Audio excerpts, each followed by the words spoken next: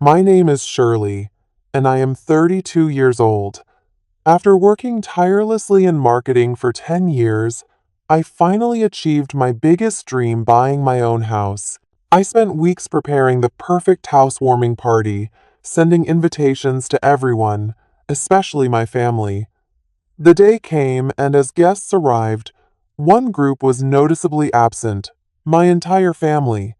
Later, I discovered they all chose to see my sister Ashley's new car instead. As I turned on the lights in my empty living room after everyone left, my phone rang. It was my dad, his voice ice cold. "We need to talk. Now." I still remember the hollow feeling that night. If you have ever been abandoned by family, leave a comment below and let me know where you are watching from. Do not forget to subscribe to hear what happened next, and how I finally stood up for myself. Growing up as the oldest of 3 children, I always felt the weight of expectations on my shoulders. My parents, Thomas and Margaret Peterson, raised us in a modest suburban home in Minnesota. From a young age, they made it clear that as the firstborn, I was expected to set an example for my younger siblings, my sister Ashley, who is now 28, and my brother Dylan, who is 24. Our family dynamics were complicated from the beginning. My father worked as an accountant at a respected firm in the city, and my mother was an elementary school teacher. They were hardworking people who provided for us, but emotional warmth was not their strong suit, especially when it came to me. Ashley, from the moment she was born, became the princess of the family. With her blonde curls and bright blue eyes, she captivated everyone around her. My parents doted on her in a way they never did with me. Where I received practical gifts like books and educational toys, Ashley got beautiful dresses and dolls. Where I was told to be responsible, Ashley was allowed to be carefree. "Shirley, why cannot you be more like your sister?" became a common refrain in our household. Ashley knows how to make people smile. "You are always so serious."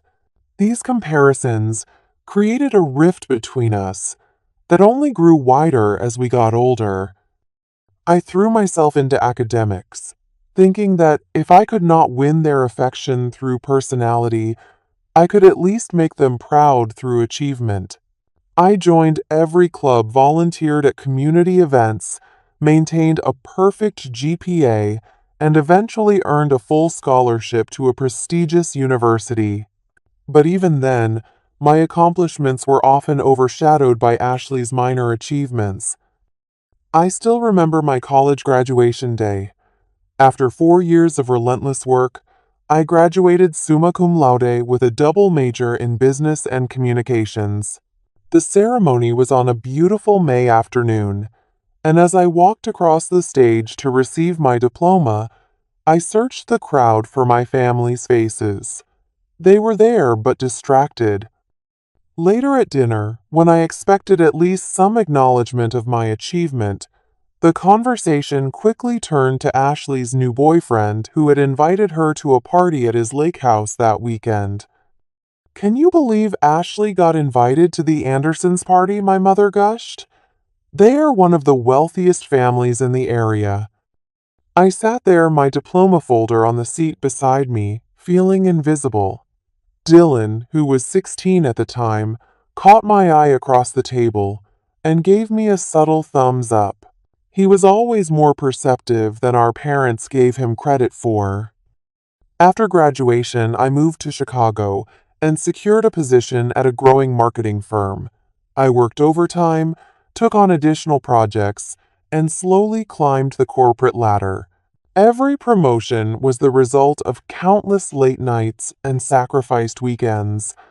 I lived frugally, sharing an apartment with 2 roommates, despite my increasing salary. Every extra dollar went into my savings account for what became my singular focus: owning my own home. To my family, my career choices seemed puzzling. "Why marketing?" my father would ask during holiday visits. "You could have gone to law school with your grades." Meanwhile, Ashley dropped out of community college after 2 semesters, but managed to land a job at a boutique through a friend of our mother. Somehow, this was celebrated as a smart networking move. During those 10 years in Chicago, I built a life for myself. I made friends who valued me for who I was, not who they wanted me to be. I found mentors who recognized my potential and pushed me to grow. I even dated occasionally, though nothing serious developed, partly because I was so focused on my career and saving goals. The dream of owning my own home became a symbol of something deeper for me. It represented stability, accomplishment, and creating a space where I could finally belong without conditions. A place where I would not have to compete for attention or approval, a sanctuary that was entirely mine. When I finally reached my savings goal at 32, I felt a sense of pride unlike anything I had experienced before. This was something I had done entirely on my own without help or shortcuts. I was ready to find the house that would become my home. The journey to find my dream home began in early spring. I spent countless weekends with my realtor Judith touring properties in various neighborhoods around Chicago. I had a specific vision in mind, a craftsman-style house with character, a small yard, where I could garden a kitchen with enough space to cook proper meals, and most importantly, a front porch where I could sit in the evenings with a Times M Bowles glass of wine watching the world go by. After 3 months of searching, I found it. A 1920s craftsman bungalow in a charming neighborhood lined with mature oak trees. The house needed some work. The kitchen was outdated, the hardwood floors were scuffed, and the bathroom fixtures had seen better days. But the bones were solid. High ceilings with original crown molding, built-in bookshelves flanking a brick fireplace, and those iconic craftsman windows that let in streams of golden light. The moment I walked through the front door, I knew this was it. I could already picture where my furniture would go, the color I would paint each room, the dinner parties I would host in the dining room. That evening, I made an offer slightly below asking price, and after a brief negotiation, it was accepted. The closing process was a blur of paperwork inspections and anxiety.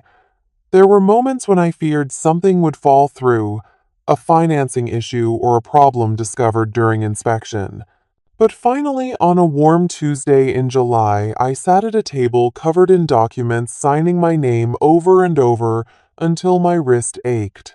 When the seller's agent handed me the keys, I clutched them so tightly they left imprints on my palm. "Congratulations," Shirley Judith said, hugging me. "You are officially a homeowner." I drove straight to my house, and stood on the front walkway taking it all in. The green shutters, the stone steps leading to the porch, the way the afternoon sunlight dappled the lawn through the tree branches. With shaking hands, I unlocked the front door and stepped inside. The house was empty, my footsteps echoing on the hardwood floors, but it was already filled with possibility. That night, I slept on an air mattress in what would become my bedroom, too excited to wait even one more day before moving in. The next morning, I began the process of transforming the empty house into my home. Over the next 2 months, I poured my heart and soul into renovations. I took 2 weeks of vacation time to paint every room myself, choosing colors that made me feel peaceful and energized. Soft sage green for the living room, a warm terracotta for the dining room, and a serene blue-gray for my bedroom.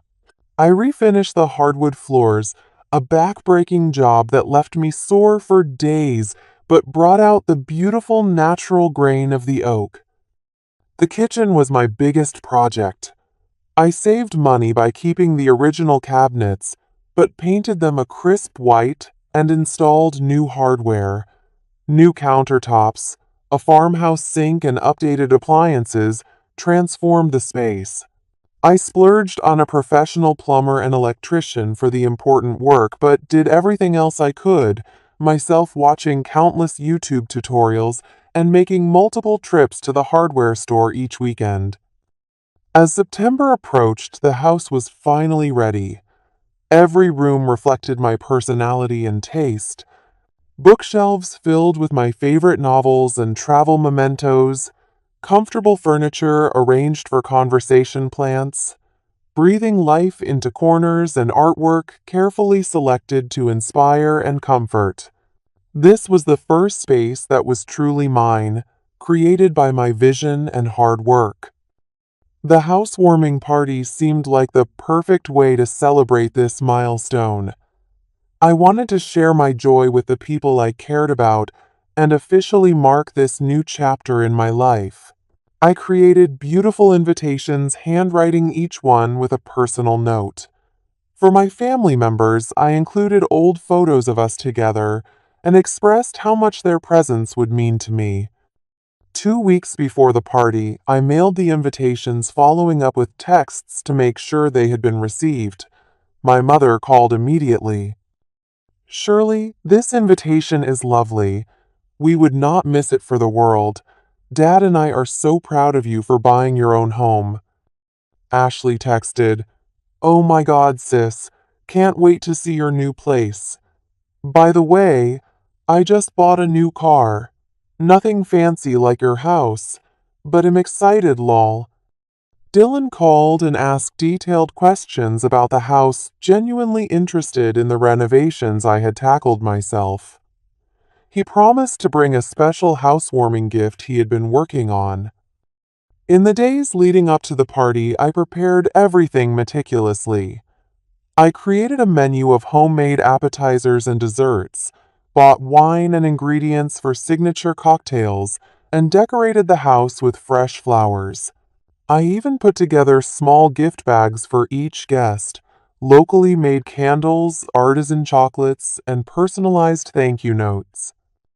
The night before the party, I called my parents to confirm they were coming and to offer directions. "Of course we will be there, sweetheart," my mother assured me. "3 o'clock, right? We are all looking forward to it." I went to bed that night feeling a sense of completion. After years of working toward this goal, I was finally about to share my achievement with the people who mattered most. For once, I would be the center of attention for something positive. For once, my family would see what I had accomplished on my own. Little did I know that the next day would bring one of the most painful disappointments of my life. The morning of the housewarming party, I woke up at 6 a.m., too excited to sleep any longer. Sunlight streamed through my bedroom curtains, casting a warm glow across the hardwood floors.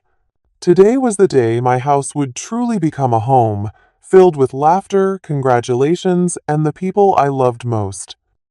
I spent the early hours putting final touches on the food. Spinach and feta puff pastry pinwheels, a charcuterie board with carefully selected cheeses and meats, homemade hummus with vegetable crudités, and my special mini lemon tarts that always received compliments. By 9:30, my kitchen counters were covered with appetizers waiting to be served. At 10, my friend Melissa arrived with her boyfriend Jake. They had volunteered to help with last-minute preparations. "This place is gorgeous," Shirley Melissa exclaimed, spinning around in my living room. "I cannot believe how much work you did yourself. That fireplace is stunning." Jake helped me set up the bar area on the dining room sideboard while Melissa arranged flowers throughout the house. By noon, everything was perfect. The house gleamed soft music, played through the speakers I had installed, and the food was ready to be served. My first guests arrived at 2:45, my coworkers from the marketing firm bearing gifts and wide smiles. By 3:15, about 20 people had arrived, filling my home with the conversation and energy I had dreamed about, but there was still no sign of my family. At 3:30, I checked my phone. No messages. I sent a quick text to my mother. Hey, are you on your way? We have started already. More guests arrived. My neighbor introduced herself and brought a beautiful houseplant. My college roommate showed up with her husband and toddler. Friends from my yoga class, my book club, my hiking group, they all came to celebrate with me. By 4 o'clock, the party was in full swing, but the absence of my family had become a glaring hole in the celebration. I called my mother. No answer. I called my father. Straight to voicemail. I texted Dylan. Are you guys coming? Is everything okay? I maintained a smile as I refilled drink glasses and passed appetizer plates, but inside, anxiety was building. Had there been an accident? Was someone sick? It was unlike my parents not to at least call if plans changed. At 4:30, my phone buzzed. A text from my friend Kelly, who had not been able to attend the party. Just saw your family at Hamilton Auto. Your sister was taking pictures next to a red convertible with a big bow on it. Thought they were coming to your party after. I stared at the message, my hands suddenly cold. They had not forgotten. They had chosen not to come. They had all gone to the car dealership to celebrate Ashley's new car purchase instead of attending my housewarming. The realization hit me like a physical blow. After all the years of working toward this goal, after all the care I had put into planning this party and making my invitation special, they had still chosen Ashley over me. Again. Is everything okay? Asked Melissa, noticing my expression. I forced a smile. Everything is fine, just checking messages. But everything was not fine. As I moved through my party, accepting compliments on my home and answering questions about the renovations, I felt a growing hollowness inside. The people who should have been the most proud of my accomplishment were not even here to see it. By 7 o'clock, guests began to leave, thanking me for the lovely party and congratulating me again on my beautiful home. I hugged each person goodbye, genuinely grateful for their presence, but unable to shake the shadow of my family's absence. At 8:30, the last guest departed. I closed the door behind them and stood in my entryway surrounded by the evidence of what should have been a perfect day. Gift bags that would never be claimed sat on the hall table. The special place settings I had created for my parents and siblings remained untouched at the dining room table. The family photo album I had planned to show them lay closed on the coffee table. I moved through the rooms, turning off lights and gathering empty plates. In the kitchen, I wrapped leftover food and loaded the dishwasher mechanically, my mind replaying Kelly's text over and over. The image of my entire family gathered around Ashley's new car, while my carefully prepared party went on without them burned in my thoughts. By 9, the house was clean again, but the joy I had felt that morning had evaporated. I sank onto my living room sofa, finally allowing the tears I had been holding back all evening to fall. This house, which had represented such achievement and pride, suddenly felt empty in a way that had nothing to do with the departed guests. I reached for a tissue just as my phone lit up on the coffee table. Dad calling. My heart jumped. Perhaps there was an explanation after all. Perhaps there had been a misunderstanding. I answered, my voice carefully controlled. Hello? Shirley. My father's voice was cold and sharp, in a way I had rarely heard directed at me. We need to talk. Now. I sat up straighter, wiping away tears. Whatever I had expected, an apology, an explanation, this was not it. The accusation in his tone was unmistakable. Somehow in their absence, I had become the villain of this story. About what I asked, unable to keep the hurt from my voice. About what you did to your sister, he replied, and my world tilted even further off its axis. What I did to Ashley, I repeated, disbelief washing over me. Dad, I did not do anything to her. I have not even seen her in weeks. Do not play innocent with me, Shirley, my father said, his voice tight with anger. You know exactly what you did.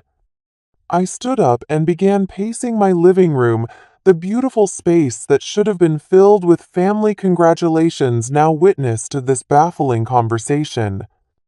Dad, I honestly have no idea what you are talking about. What I do know is that my entire family missed my housewarming party today, without so much as a text message to explain why. There was a pause on the other end of the line. Then my father's voice returned, somehow even colder. Your mother is very upset right now. Ashley told us you changed the date of your party deliberately to conflict with her car purchase appointment. She has been saving for that car for months, and you knew how important today was for her. The accusation was so absurd that for a moment I could not respond. I had sent the invitations 2 weeks ago. The date had been set long before I had any idea Ashley was buying a car. That is absolutely not true, I finally managed to say. I set this date weeks ago. The invitations were mailed 2 weeks ago. Ashley knew the date perfectly well. She showed us the text message you sent her yesterday, changing the time from 6 p.m. to 3 p.m., knowing she had her appointment at the dealership at 3, my father countered. Why would you do that, Shirley? Are you that jealous of your sister that you needed to ruin her special day? My mind raced. I had texted Ashley yesterday, but only to confirm she was coming, not to change any times. The invitation had always specified 3 o'clock. Dad, that is not what happened. I never changed the time. Check your own invitation. It always said 3 o'clock. We do not have the invitation anymore, he replied dismissively. And that is beside the point. The point is that your sister needed her family support today for her first major achievement, and you tried to force us to choose between you two. First major achievement. The words stung like a slap. What about my college graduation? My promotions? This house that I had saved for 10 years to buy? None of those counted as achievements in his eyes. My invitation said 3 o'clock from the beginning, I said again, fighting to keep my voice steady. And even if there was confusion about the time, why did none of you call me? Why did you all just not show up at all? Because your mother and I decided we needed to support Ashley. She was in tears thinking about how you were trying to overshadow her again. Again. As if I had ever tried to overshadow her before when my entire life had been spent in her shadow. Dad, I bought a house with my own money. After working for 10 years and saving everything I could, I wanted to share that with my family. How is that overshadowing Ashley buying a car? It is not about the house or the car, Shirley. It is about your attitude. You have always been competitive with your sister, always trying to one-up her. The injustice of his statement left me breathless. Every memory of standing quietly while Ashley received praise for minimal effort every time I had swallowed my disappointment when my achievements were overlooked, every instance of biting my tongue when comparisons were made, all of it rushed through my mind. I need you to apologize to your sister, my father continued. She is very hurt by what you did. Something broke inside me then. A lifetime of accommodation, of accepting scraps of attention, of being the responsible one who never complained. I will not apologize for something I did not do, I said firmly. Ashley lied to you. I never changed the time of my party. And the fact that none of you bothered to check with me, that you all just assumed I was in the wrong without question, says everything about our family dynamic. Do not talk to me about family dynamics, young lady. My father's voice rose. We raised you better than this. Your mother is in tears over your behavior. My behavior? I am the one who was left waiting for my family at my housewarming, watching the door while everyone else enjoyed the party. I spent weeks planning. You need to think about someone other than yourself for once, Shirley. The unfairness of that statement was the final straw. Tears streamed down my face now, but they were tears of anger as much as hurt. I have spent my entire life thinking about everyone else, Dad. I have been the responsible one, the one who never caused problems, the one who worked hard and did everything right. And still, Ashley always comes first. Always. That is not true. And you know it, he said. But there was a slight hesitation in his voice now. It is true. And deep down, you know it too. I am going to hang up now because this conversation is not productive. When you and Mom are ready to hear my side of things, you can call me back. Shirley, do not you dare hang up on me. I ended the call, my hand shaking. For a long moment, I stood in my living room surrounded by the home I had created, feeling more alone than I ever had in my life. My phone immediately began ringing again. This time it was my mother. I took a deep breath and answered. Mom, I cannot talk right now. Shirley, how could you do this to your sister? Her voice was thick with tears. You know how sensitive she island. You know how much this car meant to her. Mom, I did not do anything to Ashley. I sent invitations 2 weeks ago for a 3 o'clock party. I never changed the time. She showed us your text, Shirley. Why are you lying? I am not lying, Mom. Ashley Island. And the fact that you immediately believe her over me hurts more than I can say. My mother's voice hardened.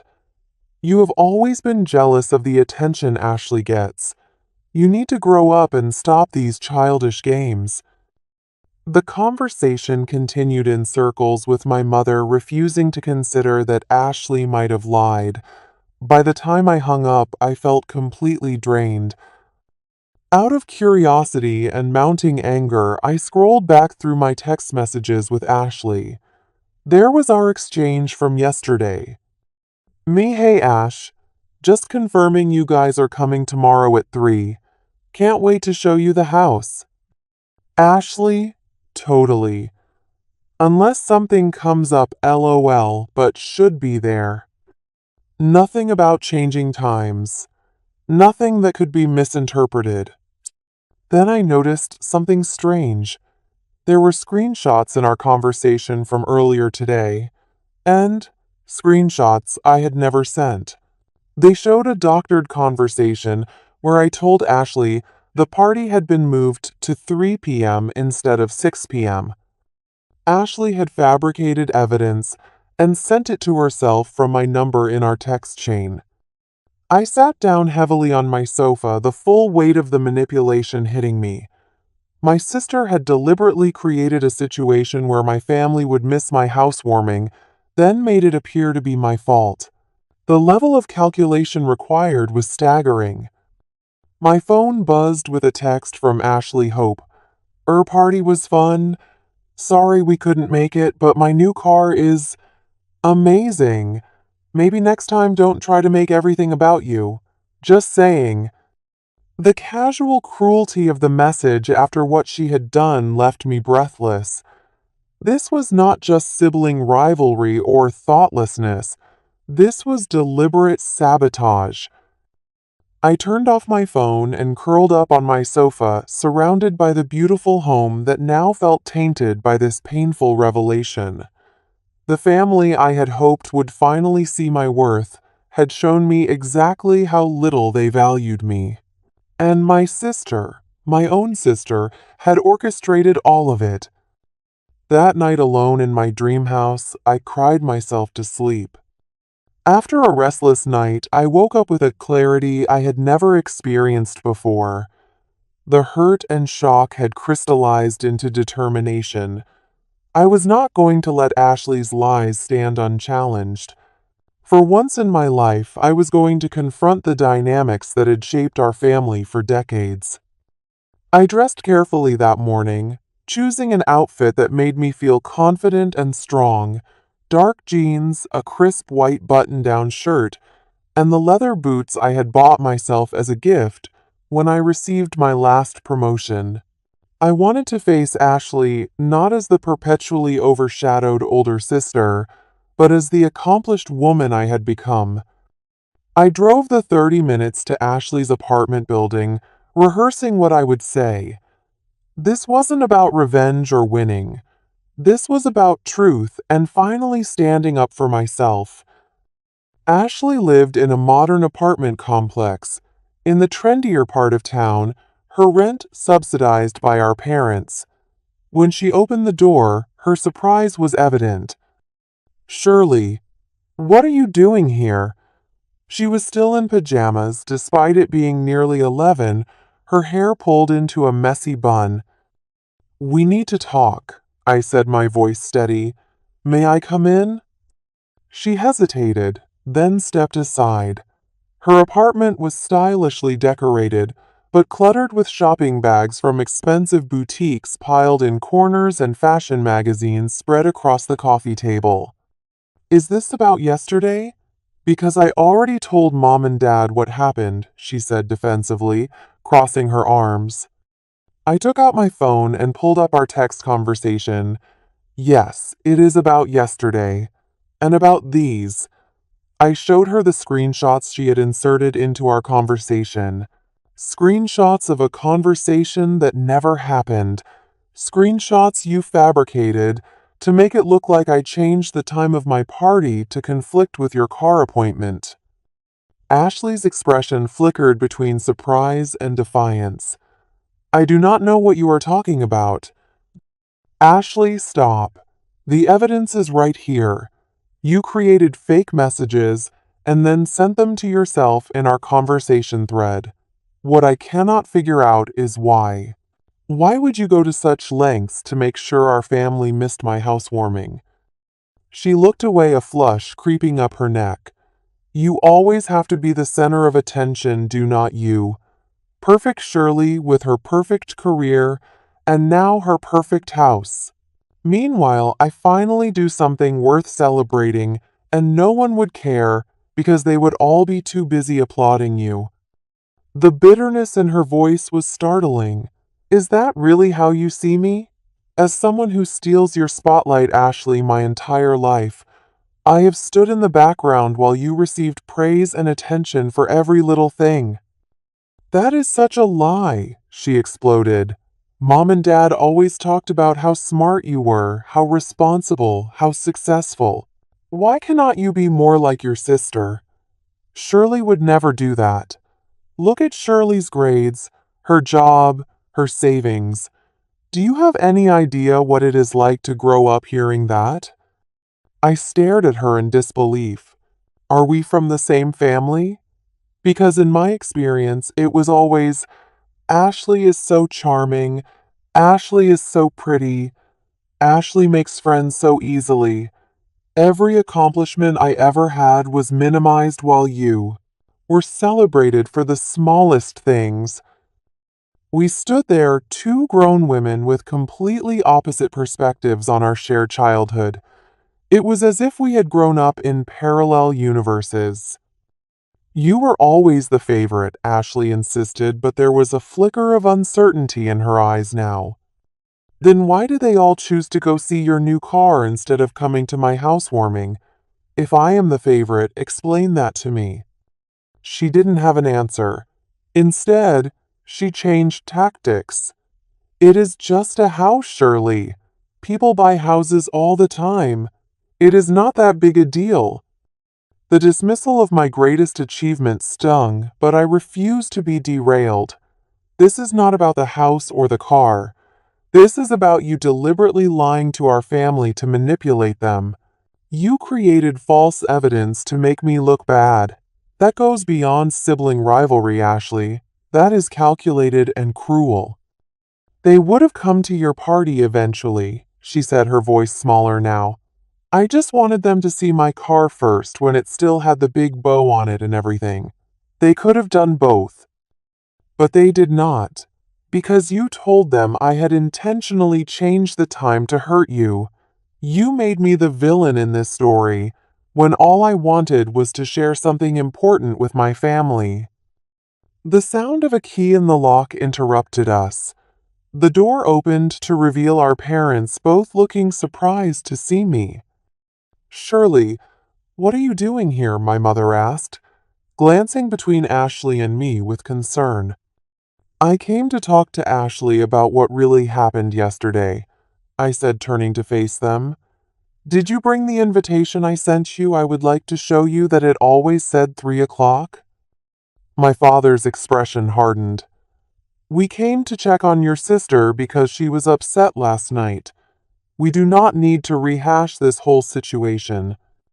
Actually, we do, I insisted, a newfound courage in my voice. Because Ashley lied to you. She created fake text messages to make it look like I changed the time of my party. The invitation always said 3 o'clock, and she knew that. Surely that is enough, my mother said sharply. Stop trying to blame your sister. Look, I held out my phone, showing them the conversation with the obviously inserted screenshots. This is our actual text exchange. Ashley added these screenshots herself. They do not even match the format of our other messages. My father barely glanced at the phone. I do not know what you are trying to prove here, Shirley, but attacking your sister is not the way to handle this. I am not attacking her. I am showing you the truth. My voice rose in frustration. Why is it so hard for you to consider that Ashley might be lying? Why do you automatically assume I am in the wrong? Because you have always been jealous of your sister, my mother said, moving to put an arm around Ashley, who had begun to cry.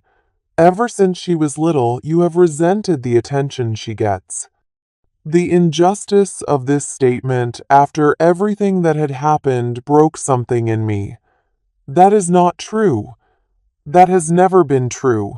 I have spent my entire life trying to make you proud, working harder than anyone I know to achieve the things I have. And still, nothing I do is ever enough for you to actually see me.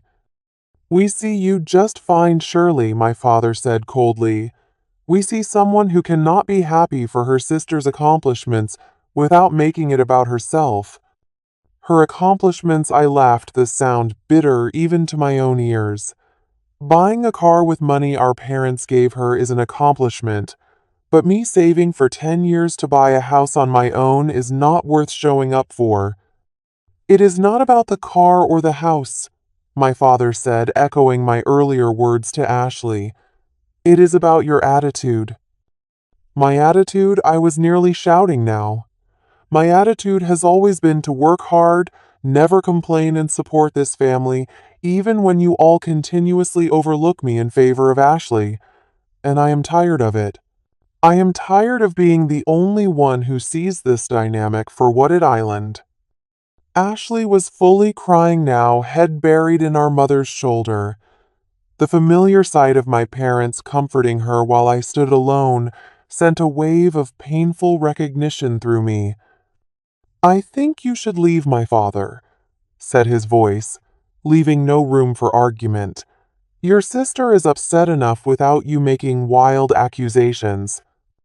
They are not wild accusations, I said quietly, my anger giving way to a deep sadness. They are the truth.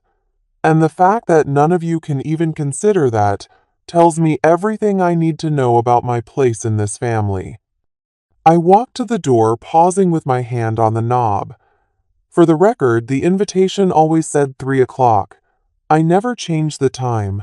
I wanted all of you there, because despite everything, you are my family, and I thought my first home was something worth celebrating together. I guess I was wrong. As I left the apartment, I heard my mother's soothing words to Ashley. It is okay, sweetheart.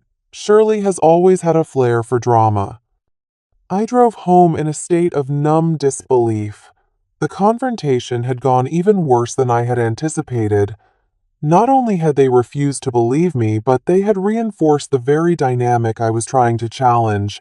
In their eyes, I would always be the problem, the jealous sister, the one with the attitude. As I pulled into the driveway of my beautiful house that I had worked so hard for, I made a decision. I could not change my family or make them see the truth they were determined to ignore. But I could change how much power I gave them over my happiness. Starting today, I would build a life that did not revolve around seeking their approval or recognition. Starting today, I would define my own worth. The next 3 months passed without a single word from my family. No calls, no texts, no emails. After the confrontation at Ashley's apartment, it was as if an unspoken agreement had been made to sever contact. At first, the silence was painful, a constant reminder of rejection that followed me through my days. But gradually something unexpected happened. I began to breathe more freely. Without the weight of my family's expectations and judgments, without the constant striving for recognition that would never come, I found space to rediscover who I was, apart from the family dynamics that had defined me for so long. I threw myself into making my house truly mine. I planted a garden in the backyard, something I had always wanted to do but never had the opportunity in my apartment dwelling years. Every weekend, I would spend hours with my hands in the soil, planting flowers and vegetables, learning through trial and error. There was something profoundly healing about nurturing things and watching them grow. Inside, I continued small improvement projects. I installed bookshelves in the spare bedroom, creating the home library I had dreamed of since childhood. I refinished an old desk I found at an estate sale, turning it into a beautiful workspace by the front window where I could look out at the neighborhood as I worked. But the most significant changes were happening within me. Without the constant background noise of family drama and disappointment, I began to hear my own voice more clearly. What did I want? What brought me joy? Who was I when I was not trying to prove my worth to people who could not see it? The friends who had shown up for my housewarming party became an essential part of this journey. They were the family I had chosen, people who valued me for exactly who I was. Melissa and I started a weekly dinner tradition, alternating between our homes to cook for each other. My colleague James invited me to join his community garden group. My neighbor Samantha introduced me to her book club. One rainy Tuesday evening, I attended my first meeting of a support group for people with difficult family relationships. I had been hesitant to go, unsure if my situation was bad enough to warrant such a step. But from the moment I sat down in that circle of strangers, I felt a recognition that was both painful and profoundly comforting. "I always thought I was alone in this," said a woman named Jessica during her introduction. "I thought I was the only one whose family made her feel invisible." Her words struck a chord so deep within me that tears sprang to my eyes. As others shared their stories of narcissistic parents, golden child siblings, years of gaslighting and emotional manipulation, I began to see my own experience reflected in theirs. What had happened to me was not unique, and it had names: scapegoating, favoritism, emotional neglect. Jessica and I connected immediately. She was 36, 4 years older than me, and had been estranged from her family for nearly 5 years. Over coffee after the meeting, she shared her journey. "The hardest part was accepting that they might never change," she told me, her eyes kind but unflinching. "I kept thinking if I just explained it better, if I just found the right words, they would finally understand and things would be different." It took me years of therapy to realize that they do not want to understand because their version of reality works for them. Jessica became both friend and mentor in the weeks that followed. She recommended books that helped me understand family systems and generational patterns. She listened without judgment when I oscillated between anger and grief. And most importantly, she showed me through her own example that it was possible to build a fulfilling life without the validation I had sought for so long. At her suggestion, I began seeing a therapist named Dr. Natalie Rivera. In our first session, I poured out the story of the housewarming party and its aftermath, expecting her to be shocked by my family's behavior. Instead, she nodded with understanding. "What you are describing is a classic family system with rigid roles," she explained. "Your sister is what we call the golden child, and you have been placed in the role of the scapegoat. These roles often have very little to do with who you actually are as people, and much more to do with your parents' own unresolved issues and needs." Over the following weeks, Dr. Rivera helped me unpack a lifetime of interactions that had shaped my self-perception. I began to see how I had internalized the message that I was only valuable for what I achieved, that love was conditional on performance. I realized how much of my life had been spent seeking approval that was strategically withheld. The hardest thing to accept, Dr. Rivera told me during one particularly difficult session, is that you cannot make people give you what they do not have to give. Your parents, for whatever reason, are not capable of seeing you clearly or loving you unconditionally. That is not a reflection of your worth. It is a limitation in them. Those words were a turning point for me. I had spent 32 years trying to earn love that should have been freely given.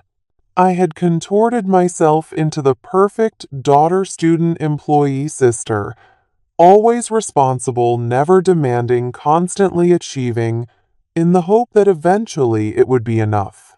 But it never had been, and it never would be, because the problem was not with me. As this realization settled into my bones, I began to change in ways both subtle and profound. I started saying no to things I did not want to do. I bought clothes in colors I loved rather than what was practical. I took a pottery class simply because it sounded fun with no concern for whether I would be good at it. At work, I applied for a creative director position that I would have previously considered beyond my reach. To my surprise, I got it. My new role allowed me to showcase skills I had always downplayed.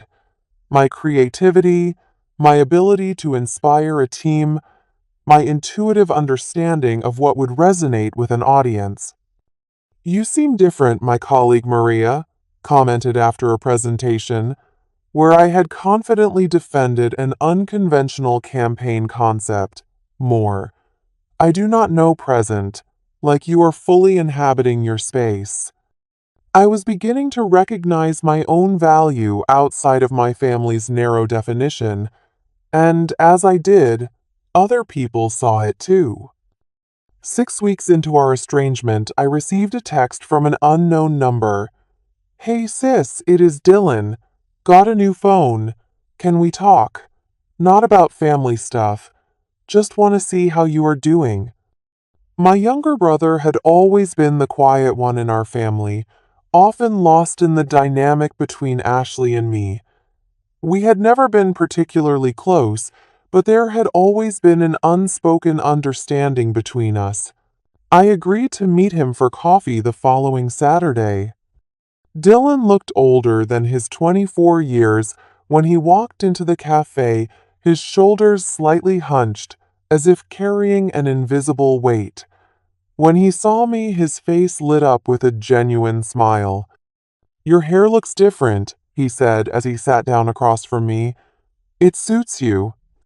I had cut my long hair into a shoulder-length bob, something I had wanted to do for years, but had hesitated over hearing my mother's voice in my head saying, long hair was more feminine. It was a small act of reclamation, but it felt significant. We talked about neutral topics at first: his job as a graphic designer, my recent promotion, a movie we had both seen. But eventually the conversation turned to what had happened. "I should have come to your housewarming," he said quietly, looking down at his coffee. "I knew something was off about the whole situation, but I did not want to get in the middle of it. I am sorry, Shirley." "Thank you for saying that," I replied, surprised by how much his acknowledgement meant to me. Dylan hesitated, then continued. "The Thing Island. This was not the first time Ashley has done something like this."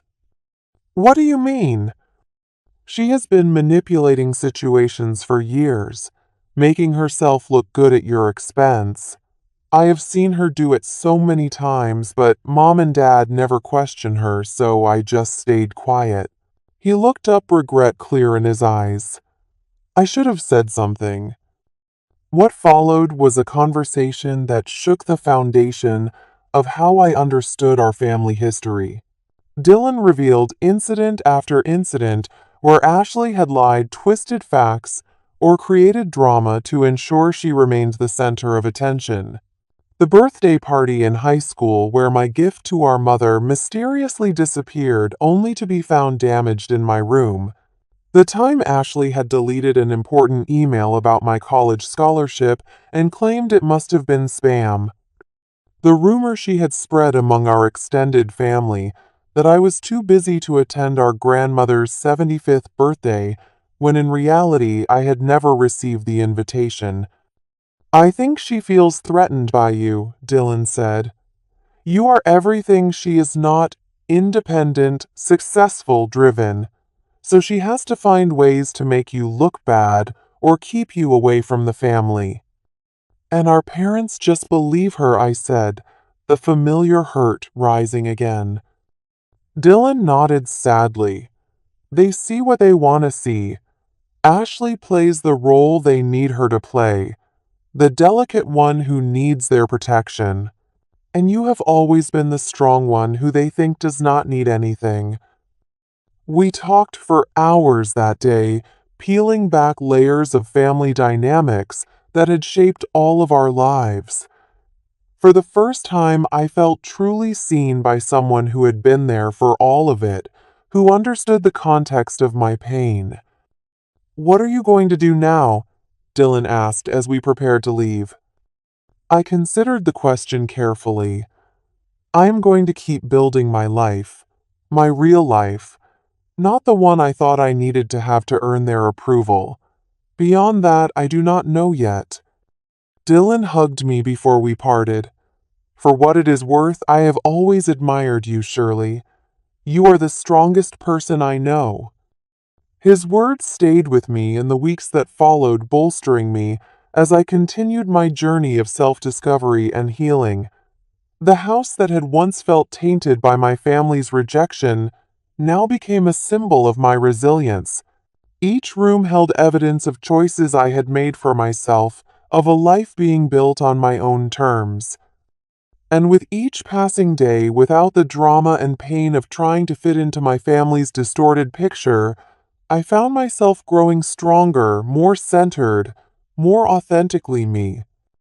2 months after my coffee with Dylan, he called with a proposition that made my heart race. "I think it is time for Mom and Dad to hear the truth," he said. "All of it. I have been doing a lot of thinking, and this pattern has gone on too long. I want to help set up a meeting with them. Neutral territory like a restaurant. What do you think?" My immediate instinct was to refuse. I had found peace in the separation from my family's toxicity. Did I really want to reopen that wound? "What about Ashley?" I asked. "She will just manipulate the situation again." "Not this time," Dylan said, with a determination I had never heard from him before. "I have evidence, Shirley. Screenshots of conversations, emails where she admits what she did. She does not know I saved them.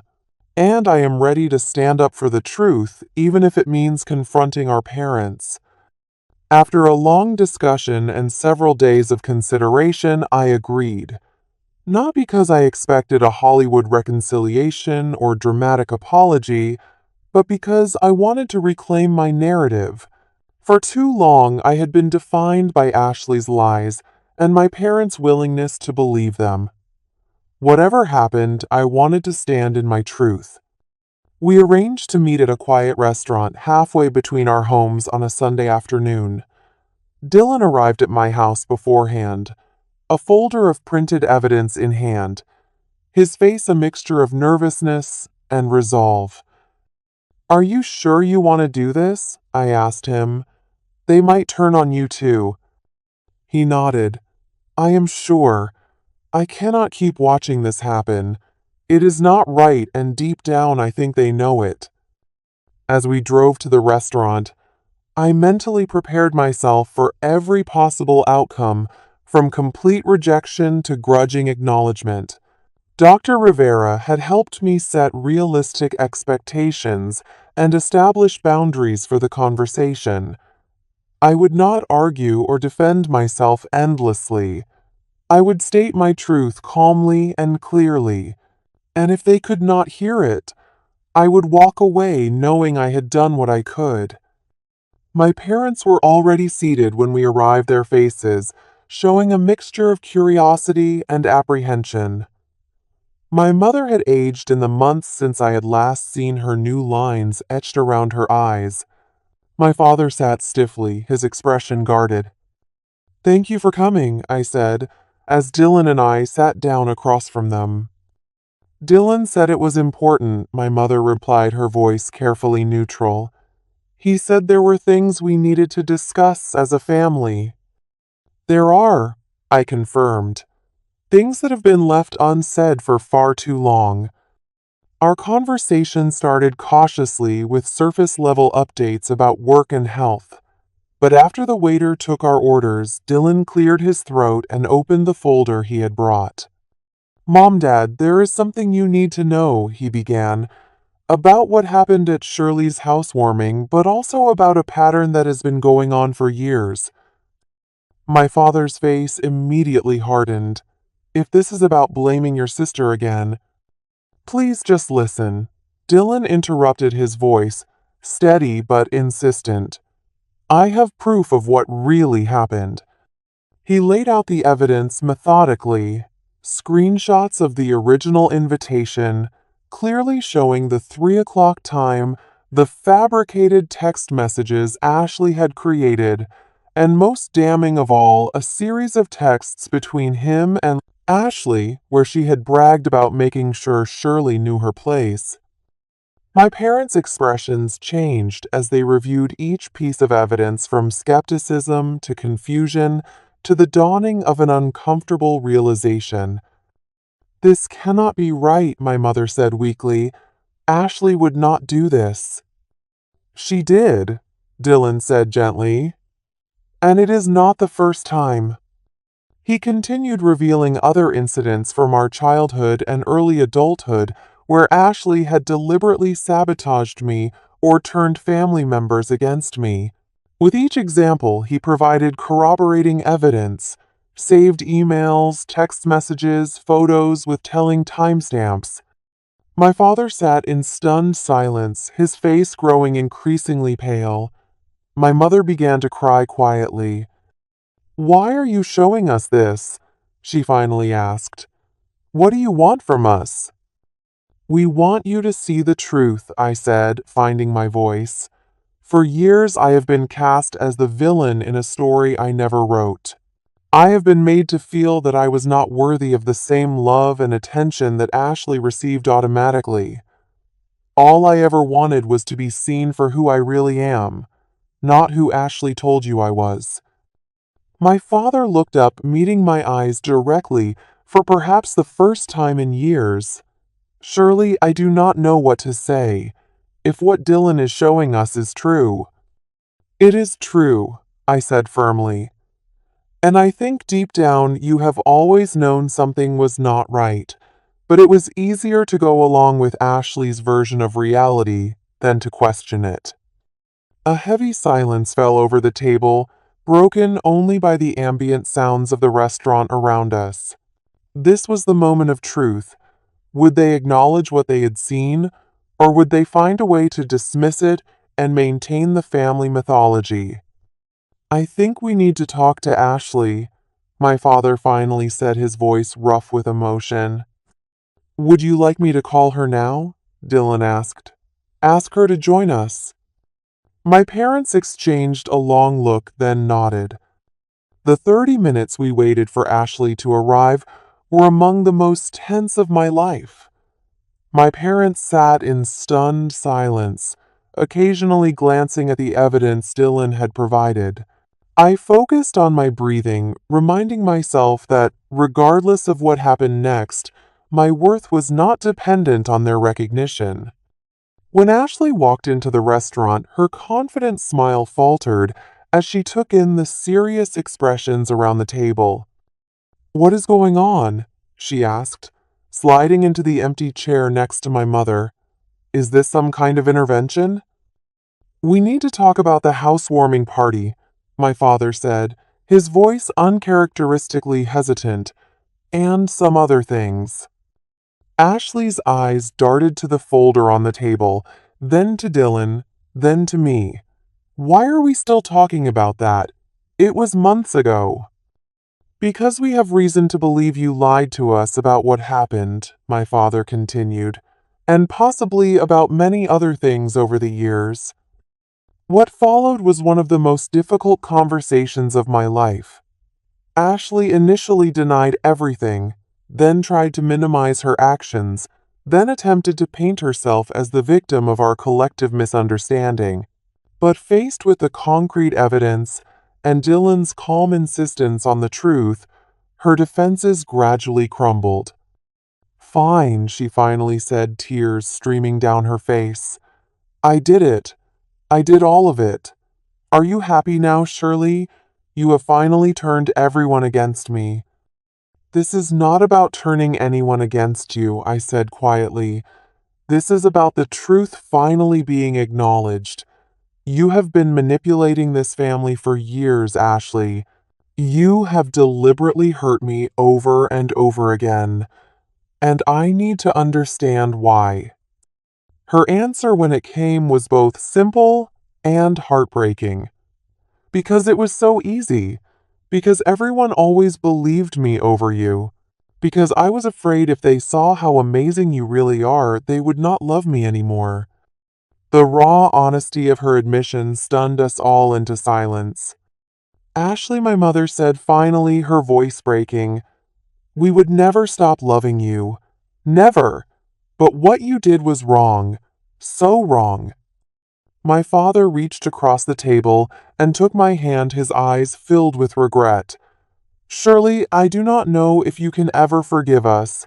We should have seen what was happening. We should have questioned things instead of always assuming the worst of you.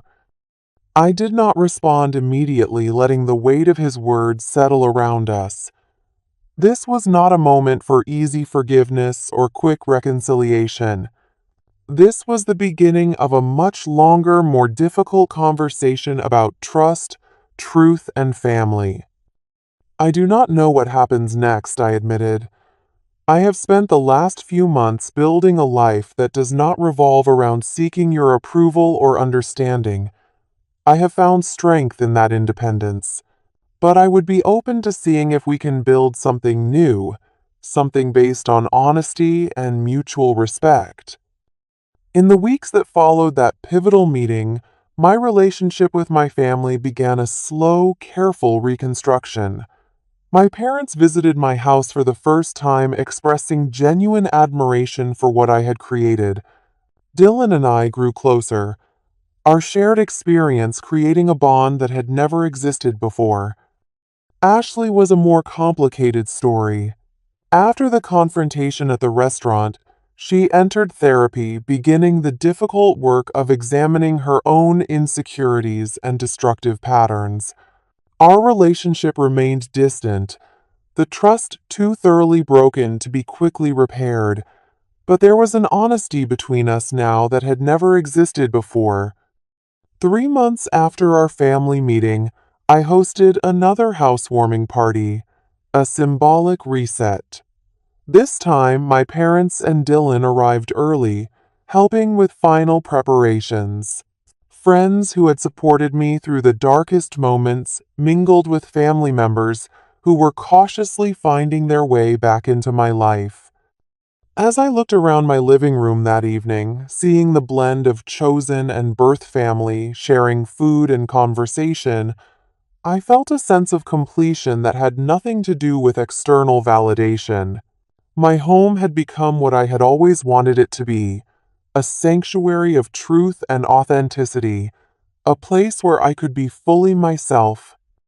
The journey had been painful, but the lessons it taught me were invaluable. I learned that sometimes standing in your truth means standing alone.